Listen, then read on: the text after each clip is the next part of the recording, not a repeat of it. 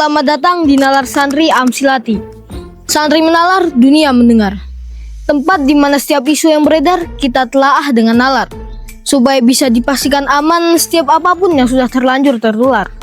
Yap, kita bedah setiap masalah biar nggak makin bikin otak jadi wabah. Tapi hati-hati kalau kuping ente gampang panas atau bawaannya gampang tersinggung. Ya siap-siap aja. Karena di sini yang kebakar bukan sate, tapi ego ente sendiri. Kemarin gua ngenalin diri pakai nama Huda. Maaf, itu nama samaran gua. Motifnya apa?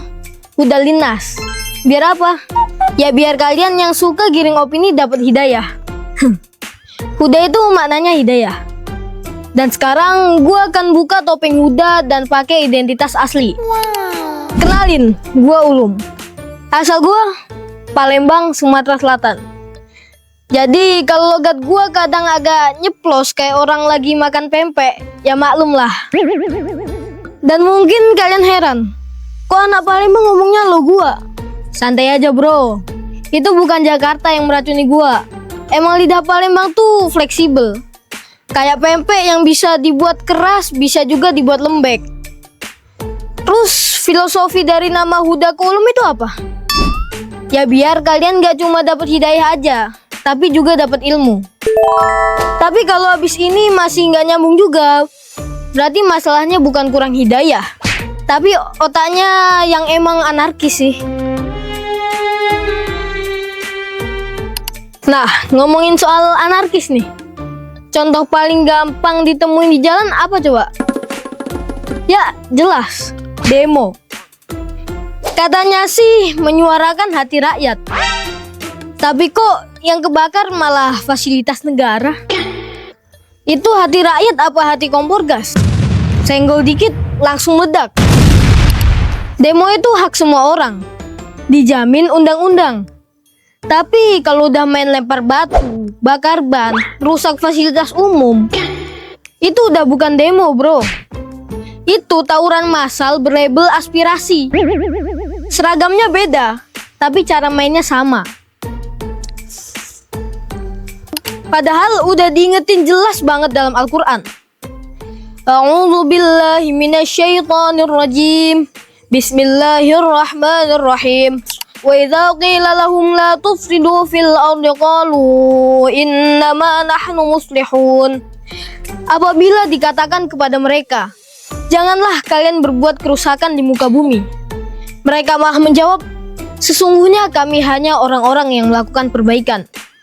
Quran Surat Al-Baqarah ayat 11. Nah, ini persis banget sama pola demo anarkis.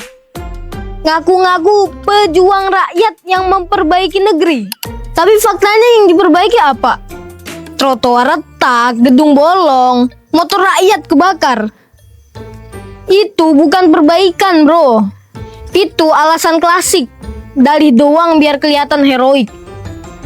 Padahal yang rugi ya rakyat kecil juga. Kritik itu sah bro, hak semua warga negara. Tapi kalau kritiknya pakai lempar batu, bakar ban, rusak fasilitas, itu udah bukan kritik. Itu kayak obat kadaluarsa. Labelnya sih buat nyembuhin, tapi begitu dipakai malah nambah penyakit. Dan parahnya, yang jadi korban bukan yang bikin kerusakan, tapi rakyat kecil yang dagangannya ikut terbakar, yang jalanannya rusak, yang gajinya kepotong buat nutupin biaya perbaikan. Meski dalihnya kebijakan pejabat dianggap merugikan rakyat, perilaku anarkis tetap aja nggak bisa jadi pembenaran. Soalnya kalau protesnya disalurin lewat bakar motor, ngelemparin mobil, rusak fasilitas umum, itu udah bukan aspirasi bro. Itu cuma emosi bodong. Rakyat yang nombok, pejabatnya tetap ngopi tenang di kursi empuk. Dan buktinya gampang banget dicari.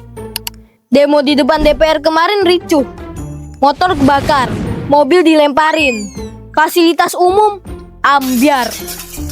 Bukan suara rakyat yang nyampe, tapi suara knalpot gosong sama kaca pecah.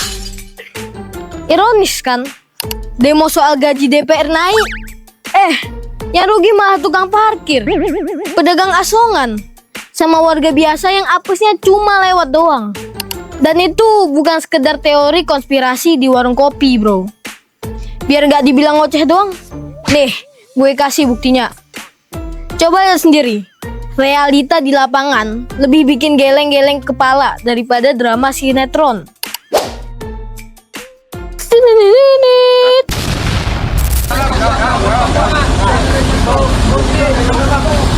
Pengunjuk rasa digelandang polisi ke gedung Direskrimum Polda Metro Jaya pada Senin malam.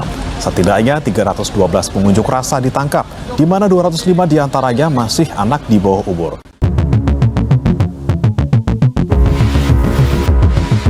Diduga mobil pejabat hancur dirusak pengunjuk rasa demo bubarkan DPR RI pada Senin 25 Agustus.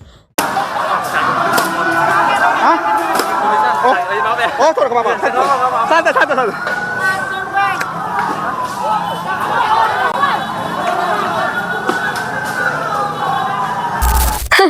Lucunya gini, kalau santri salah dikit aja, langsung viral se-Indonesia, masuk headline, digoreng sampai gosong. Tapi giliran anak SMA atau SMK demo brutal, bakar ban, lempar-lempar, netizen dengan santainya bilang, "Yah, namanya juga anak muda." Lah, kalau gitu maling ayam juga bisa kita bilang, "Yah, namanya juga lapar." Keren kan? Logika receh. Atau maling motor juga bisa dimaafin dong. Ya, namanya juga butuh kendaraan. Atau korupsi miliaran. Ya, namanya juga manusia, suka khilaf. Masyarakat ini emang kadang aneh dan lucu. Kebiasaan buruk, brutal, ngerusak, kok bisa dianggap biasa? Malah dimaklumi. Tapi giliran santri salah secuil aja, langsung dibesar-besarin. Kayak ketemu semut satu ekor, terus langsung manggil pemadam kebakaran. Ini tandanya mental masyarakat kita lagi sakit. Wahai masyarakat, sadarlah, meleklah. Jangan sampai kebodohan dianggap kewajaran. Sementara kebaikan malah dicari-cari salahnya. Sekarang gue tanya serius nih. Emang bisa menegakkan hukum dengan cara merusak hukum? Itu kan sama aja kayak mau nyuci baju tapi pakai lumpur. Katanya mau bersih, ujung-ujungnya makin belepotan. Kami santri nggak pernah diajarin begitu. Adakah tawuran antar pesantren? Nggak ada, bro.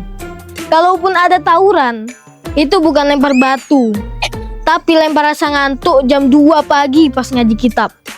Bedanya kelihatan banget, bro. Santri nggak pernah tuh demo anarkis. Pesantren lebih sibuk jaga moral, jaga akhlak, jaga negeri biar nggak ambiar. Coba buka sejarah. Kiai Haji Hashim Asy'ari, pendiri Nahdlatul Ulama, tokoh besar pesantren, pernah diculik Jepang gara-gara nolak hormat ke matahari. Apa santrinya diem aja? Enggak, men. Ribuan santri sama kiai langsung bangkit. Jepang yang bawa senjata pun sampai bingung. Akhirnya Hadratus Syekh dibebasin. Dan hebatnya, perlawanan santri itu bukan pakai lempar batu, bakar ban, apalagi ngerusak fasilitas umum. Mereka ngelawan pakai solidaritas, kekompakan, dan wibawa moral. Bayangin, Jepang yang bawa bayonet aja bisa ciut sama wibawanya santri. Apalagi cuma oknum netizen yang senjatanya sebatas komentar kosong dan ocehan murahan. Itu bukti jelas banget kalau pesantren bergerak, arahnya lurus. Bukan buat ngerusak negeri, tapi buat nyelamatin negeri. Dari dulu, santri nggak pernah repot bakar ban di jalan. Yang dibakar justru semangat perjuangan. Bedanya jauh, bro. Ban kebakar, ninggalin asap. Semangat kebakar, ninggalin sejarah. Dan Nabi sendiri udah wanti-wanti. La dororo wala diroro. Gak boleh ngerugiin diri sendiri, apalagi ngerugiin orang lain. Hadis riwayat Ibnu Majah. Jadi, kalau masih ada yang ngaku pejuang rakyat, tapi caranya merugikan rakyat, maaf, itu bukan perjuangan. Itu cuma ulah nekat, yang dibungkus idealisme palsu. Nah, sekarang tinggal ditanya, lebih bermanfaat mana? Santri atau non-santri? Jawabannya udah kebukti di lapangan. Gak perlu debat kusir. Bedanya jelas banget. Santri diajarin jaga negeri. Sementara ada yang tiap hari udah dikasih makan gizi gratis, tapi otaknya malah ikut gratisan. Kayak disewain khusus buat bikin kerusuhan. Jadi gue tanya, itu gizi dipakai buat mikir atau cuma buat tenaga lempar batu ke polisi? Pesantren itu pilar moral dan akhlak bangsa. Tapi anehnya, perhatian pemerintah ke pesantren kadang malah kayak anak tiri. SMA dapat fasilitas, SMK dapat bantuan. Pesantren, halah, jawabannya pasti gini, sabar yo Kang, klasik Pak. Tapi ingat, sabar itu bukan kelemahan, tapi kontrol diri yang gak semua orang sanggup punya. Kalau dapat bantuan, ya kami bersyukur, alhamdulillah. Kalau nggak dapet, kami juga nggak mendadak bakar ban di jalan. Karena dari kecil udah diajarin, wa man lam yashkurin nas, lam yashkurillah. Siapa yang tidak bersyukur kepada manusia, maka ia tidak bersyukur kepada Allah. Hadis riwayat Tirmizi. Jadi, kalau ada yang kerjanya ngerusak fasilitas, ngelawan aparat, terus sok ngaku pejuang rakyat, sorry bro, itu bukan pejuang. Itu cuma pahlawan kesiangan yang memang bener-bener kesiangan bangun tidur. Sekarang tinggal ditimbang pakai akal sehat. Lebih berharga mana?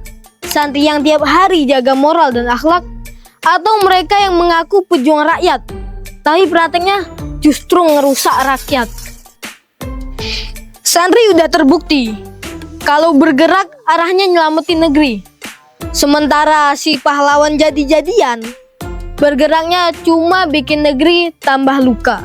Jadi jelas, bangsa ini butuh pejuang yang jaga peradaban, bukan sekedar pemberontak yang cuma ninggalin puing-puing. Dan kalau memang nalarnya masih kepake, harusnya udah tahu dong, pendidikan yang paling aman dan jelas arahnya kemana. Ya mondok bro, biar nalar nggak kebakar kayak ban, tapi nyala kayak pelita. Intinya, opini semu kalau dicek, dianalisis, dan diperbaiki, bisa kita ubah jadi fakta yang nyata. Makanya, menalar dahulu, menular kemudian. Biar yang nyebar itu kebaikan dan fakta, bukan gosip murahan. Sampai jumpa di episode berikutnya di Nalar Santri. Santri menalar, dunia mendengar.